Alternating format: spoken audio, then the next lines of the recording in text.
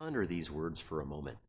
I will cling to the old rugged cross and exchange it someday for a crown. Now, examine yourselves to see if that sounds boring, because if it does, then that means you place more importance in this world and in this life than you do in the life to come. Now, that's exactly what the devil wants you to think. The enemy of our souls desires that you go to hell. Yeah, I know this sounds terrible and depressing, but he does. But what he does, and I'd like to expose him a little bit here, is try to coerce you into thinking about the here and now. It's like, think about this life. Think about how much fun you can have. Think about yourself. Think about pleasure. Think about whatever you can get out of this life. But don't think about the life to come. And what he's not telling you is that you could very well go to hell, okay? The Bible says there's all kinds of things that we can't do or we're going to go to hell if we do them.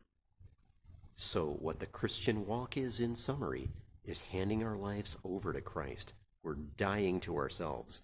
We're saying, I forsake this whole life because what matters is to be with him in the end and get a crown instead of what would be technically damnation if we say, oh, I don't need the crown and I want to do what I want to do in this life.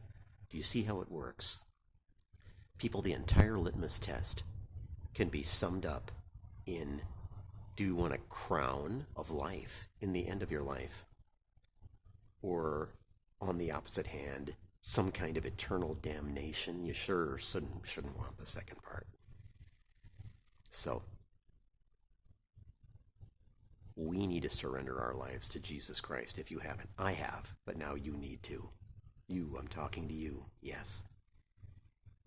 If you want to go to heaven, you've got to hand your life over to him now and live for him. And that doesn't mean you're not going to have fun. It means you're protected from, it'll be better than that. You'll be protected from the enemy. You'll have your steps guided.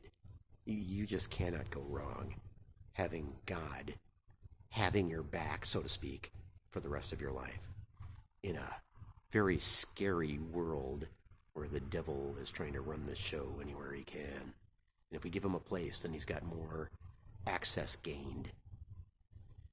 Only following Christ is the only way to go through this devil world protected. This world's been handed to him. He's the God of this world. And we need to go through this world safely. And only with Jesus can we do that.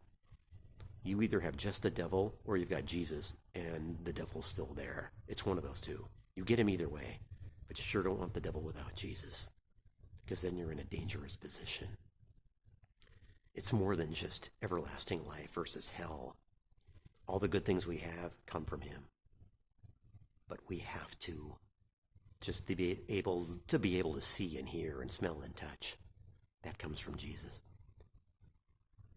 But we have to be willing to say, yes, God, I acknowledge you.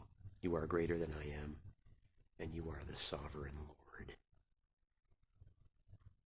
And we forsake this world because it's never going to give us the satisfaction we really want. And we hand it all to him. People, there's no better way to go. I'll see you the next time, and until then, may Jesus bless.